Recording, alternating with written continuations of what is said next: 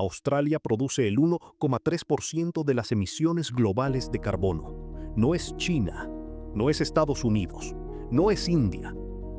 Es un país de 25 millones de personas que exporta más carbón que cualquier otro país del mundo. Y en el verano de 2019, el clima le devolvió la factura. 3.000 millones de animales, no 3.000, no 3 millones, 3.000 millones, murieron o fueron desplazados en 6 meses. Un país entero ardió. Y mientras el fuego devoraba todo, el primer ministro estaba en Hawái, tomando el sol. Para entender lo que pasó en el verano negro de Australia, hay que entender lo que pasó antes.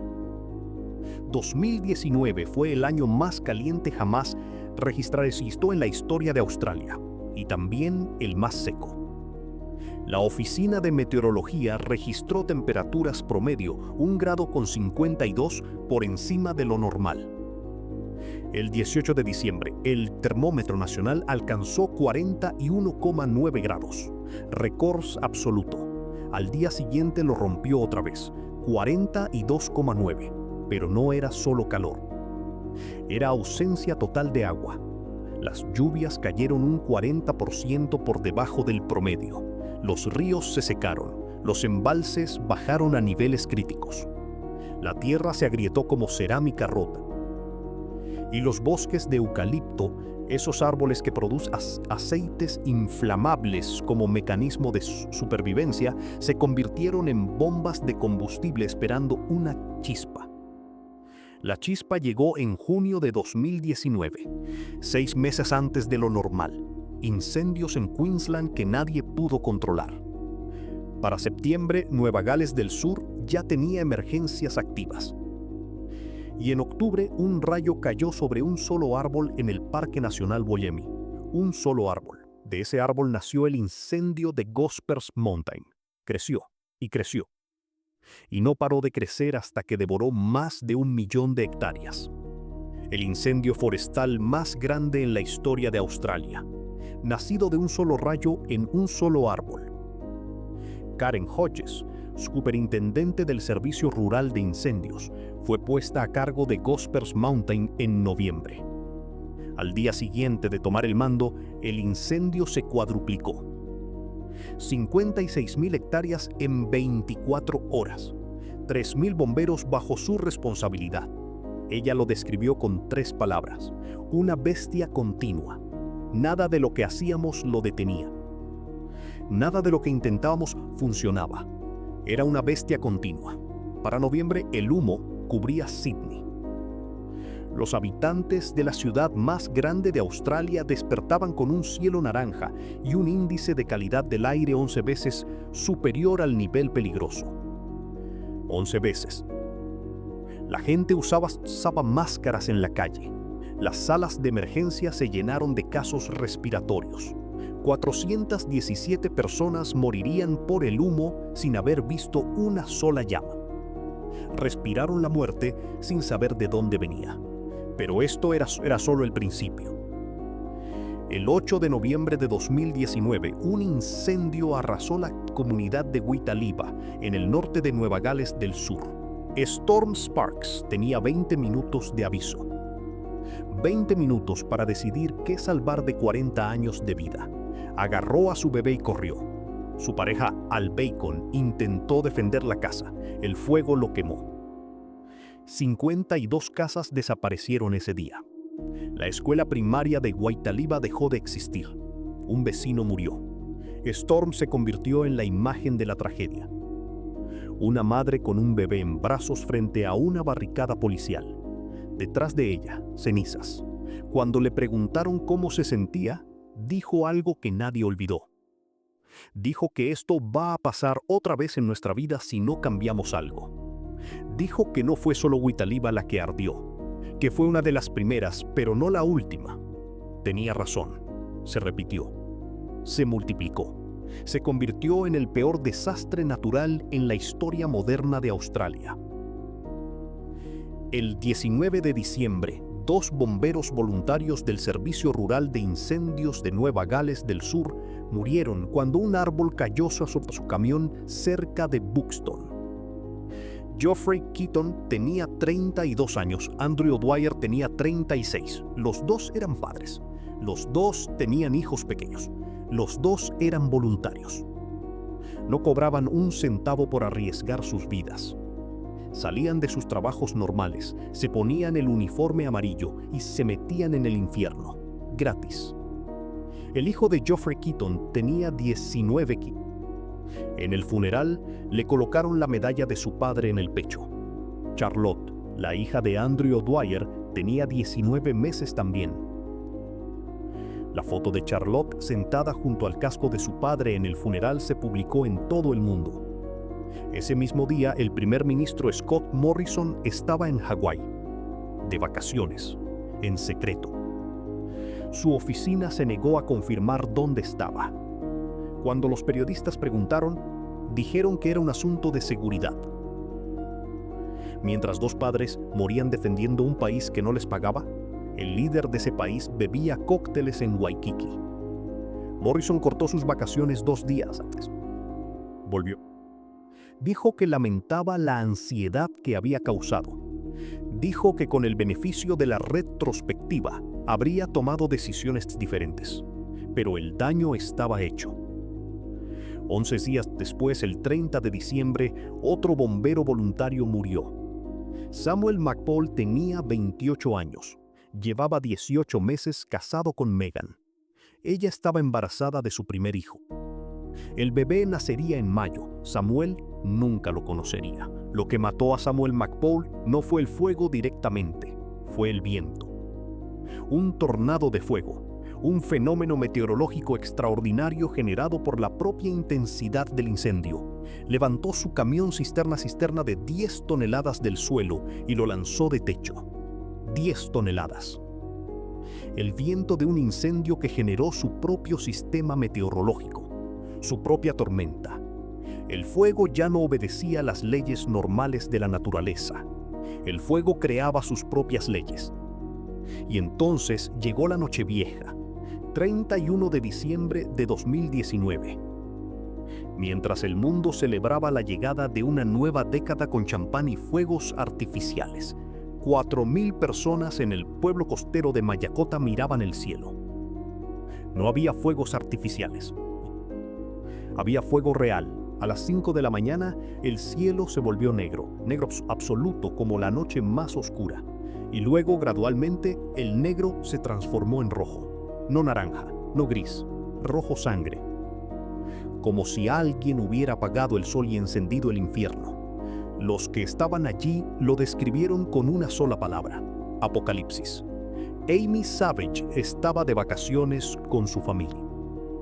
Como cada verano, habían venido a Mayakota para pescar, hacer esquí acuático, caminar por la naturaleza. Cuando el fuego se acercó, subieron a un bote con 5 familiares y se alejaron de la costa. Desde el agua, Amy veía una línea naranja extendiéndose por todo el horizonte. Lo más aterrador, dijo después, era no saber tan malo sería, no saber cuánto tiempo estarían atrapados. En la playa, miles de personas se alineaban al borde del agua. Rafael Corman, de 30 años, y su esposa Yuki, de 31, estaban encerrados en su coche cerca de la costa. Yuki tenía problemas respiratorios. El humo era tan denso que no podía respirar ni con mascarilla. Su viaje de camping se había convertido en una trampa mortal. No había electricidad. No había agua potable. No había comunicación con el exterior. Las carreteras estaban cortadas. El fuego rodeaba el pueblo por 3 lados. El océano era el único escape. 4,000 personas con sus mascotas, sus documentos, sus hijos, sentadas en la arena mientras las brasas caían del cielo como nieve negra. Y en los árboles cercanos a la playa, los koalas chillaban. Chillaban mientras se quemaban vivos. Mark Trejellas, residente local, lo describió por teléfono a la radio. El cielo está rojo, las brasas están cayendo. El viento viene directamente hacia nosotros. 5,000 personas en la rampa del puerto. Jan Gilbert publicó videos desde la playa. A menos que estés aquí, dijo, no puedes ni imaginar lo que es esto. el ejército australiano envió el HMS Chulz, un buque de desembarco de la Marina Real Australiana. Las lanchas de desembarco comenzaron a evacuar civiles el 1 de enero de 2020. Fue la mayor evacuación marítima de ciudadanos australianos en la historia del país. Más de 1.100 personas fueron sacadas por mar, evacuadas como en tiempo de guerra, porque esto era una guerra. Una guerra contra un enemigo que no negociaba, que no descansaba, que se alimentaba del viento y la sequía. Las imágenes de Mayakota dieron la vuelta al mundo. Familias con máscaras improvisadas. Niños con toallas mojadas en la cara. El cielo completamente rojo a plena luz del día. Parecía una película de ciencia ficción, pero era real. Era Australia. Era la Nochevieja de 2019. Pero el fuego no se detuvo en Mayakota, Isla Canguro, un paraíso natural al sur de Australia, frente a la costa de Adelaida. Separada del continente hace 10.000 años por el aumento del nivel del mar. Una arca de Noé evolutiva, donde especies únicas sobrevivieron aisladas durante milenios, sin zorros, sin gatos salvajes, sin los depredadores introducidos que destruyeron la fauna del continente. Un tercio de la isla era parque nacional o reserva protegida. La población de koalas de Isla Canguro era una de las pocas genéticamente puras y libres de clamidia en todo el país. Un tesoro biológico irreemplazable. En enero de 2020, el fuego quemó la mitad de la isla. 211.000 hectáreas de las 440.000 que tiene. Los equipos de rescate de la Humane Society International entraron después de las llamas. Lo que encontraron fue un cementerio. Kelly Donitan, directora de respuesta a desastres, lo describió así: no puedes caminar 10 metros sin encontrar otro cadáver. Koalas sentados en el suelo, sin energía para moverse. Completamente apagados. Muchos junto a los cuerpos de otros koalas que no sobrevivieron. Evan Quatermain, otro miembro del equipo, dijo que podías caminar 2 o 3 kilómetros sin encontrar una sola hoja de eucalipto, sin una sola hoja para que los sobrevivientes comieran. El rescate era casi imposible. Los koalas que encontraban vivos tenían las patas quemadas hasta el hueso. Las almohadillas de sus manos, esas que usan para trepar eucaliptos, derretidas. Sus ojos hinchados y cerrados por el calor. Algunos se aferraban a troncos carbonizados como si esperaran que los árboles volvieran a tener hojas. No tenían a dónde ir, no tenían qué comer. Y no podían trepar para escapar porque sus manos ya no funcionaban. Se estima que 40.000 koalas murieron solo en Isla Canguro, de una población de 50.000, el 80%. Y esto fue solo una isla. En todo el país, la cifra es incomprensible. Casi 3.000 millones de vertebrados terrestres fueron muertos o desplazados. 143 millones de mamíferos. 2.460 millones de reptiles. 180 millones de aves. 51 millones de ranas. La WWF lo llamó uno de los peores desastres de vida silvestre en la historia moderna. Algunos científicos creen que especies enteras se extinguieron antes de que pudiera documentarlas. Desaparecieron sin que el mundo supiera que existían. El 2 de enero de 2020, el primer ministro Morrison finalmente visitó las zonas afectadas. Fue a Cobargo, un pueblo en la costa sur de Nueva Gales del Sur donde 3 personas murieron y decenas perdieron sus hogares, sus negocios, su ganado. Lo que pasó allí se transmitió en directo en todo el mundo. Morrison se acercó a una mujer llamada Zoe Salucci McDermott. Extendió la mano para saludarla. Ella se negó. Le dijo que solo le daría la mano si daba más fondos al Servicio Rural de Incendios. Tanta gente ha perdido sus hogares, dijo. Morrison le agarró la mano de todos modos. La tomó, la sacudió y se dio la vuelta. La imagen se volvió viral instantáneamente. Una mujer que lo perdió todo, cuya casa ardió hasta los cimientos. Un primer ministro que le arrancó un saludo que ella no quería dar. Zoe escribió después en redes sociales: «He perdido todo lo que tengo. Mi casa se quemó hasta los cimientos y el primer ministro me dio la espalda». Otra mujer, caminando con una cabra, gritó que su comunidad había sido totalmente olvidada. Cada vez que esta zona tiene una inundación o un incendio, nos olvidan. Los vecinos de Cobargo gritaron al primer ministro mientras se alejaba hacia su coche: «Coche, no eres bienvenido. Lárgate, eres un idiota. No vas a recibir ni un solo voto aquí». Morrison desapareció. Toda la visita duró menos de 10 minutos. Cuando los periodistas le preguntaron sobre su vacación secreta en Hawái, Morrison respondió con una frase que definió el resto de su carrera política. Dijo: «Yo no sostengo una manguera. Yo no me siento en un centro de control. La gente valiente que hace eso, hace ese trabajo». Esa fue su defensa. El líder de un país en llamas diciendo que apagar incendios no es su responsabilidad. Los bomberos voluntarios no dijeron nada públicamente. Pero Simon Baguley, voluntario del Servicio Rural de Incendios en Nerrigunda, habló meses después. Dijo que él y sus compañeros de brigada no recibieron ningún apoyo después del fuego. Ninguna sesión informativa, ningún psicólogo, un email diciendo haz una llamada telefónica. Eso fue todo. Baguley dijo que no podía quitarse el uniforme durante semanas después del fuego, que no sabía si quería dormir con la luz encendida o apagada, que todo lo que miraba, todo lo que tocaba estaba en llamas, y estos hombres y mujeres eran voluntarios, no cobraban. Dejaron sus trabajos durante meses para defender casas de desconocidos. Stacy Kent, otra voluntaria, dijo que la pregunta de si iba a morir cruzaba su mente constantemente, pero volvía, día tras día, turno tras turno, porque alguien tenía que hacerlo. Mientras tanto, el humo de Australia hacía algo que ningún incendio forestal había hecho en la historia moderna. Cruzaba océanos. El humo llegó a Nueva Zelanda y tiñó los glaciares de rosa. El polvo australiano cubrió la nieve de los Alpes neozelandeses como una capa de óxido. Llegó a Sudamérica. Cruzó el Pacífico, el Atlántico y volvió a Australia. Dio la vuelta completa al planeta Tierra.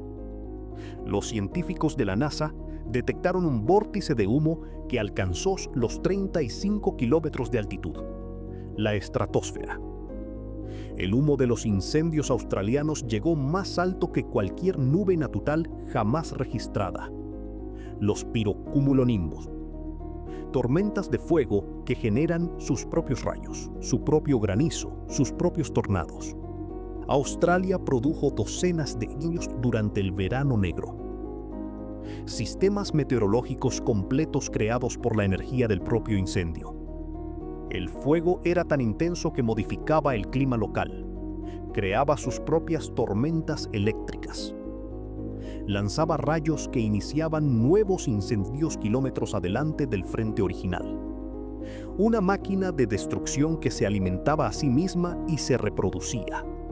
Las estadísticas finales son estas: 24 millones de hectáreas quemadas, 240.000 kilómetros cuadrados, un área más grande que toda Gran Bretaña, más grande que Grecia, más grande que Rumanía. Más de 10.000 incendios individuales, 33 personas muertas directamente por las llamas, 417 muertas por el humo, 3.000 edificios destruidos, incluyendo más de 2.000 hogares, 700 millones de toneladas de dióxido de carbono liberadas a la atmósfera, 100.000 millones de dólares australianos en pérdidas económicas. El desastre natural más costoso en la historia del país. Pero las cifras no cuentan toda la historia. No cuentan a Megan McPaul, que tuvo a su bebé en mayo de 2020. Un niño que nunca conocerá al padre, que murió intentando proteger a desconocidos. No cuentan a Charlotte Dwyer, que crecerá con una foto de un casco amarillo en lugar de un padre. No cuentan a los vecinos de Huitaliva que volvieron a un lugar que ya no existía.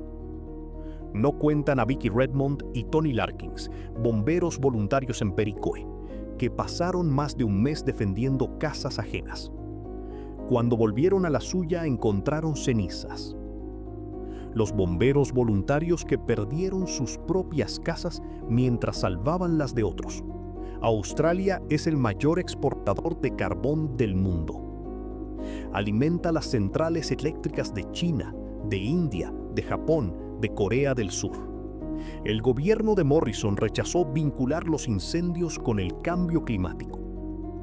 Dijo que Australia siempre tuvo incendios, que esto era parte del ciclo natural, que no era momento de hablar de política climática mientras la gente sufría.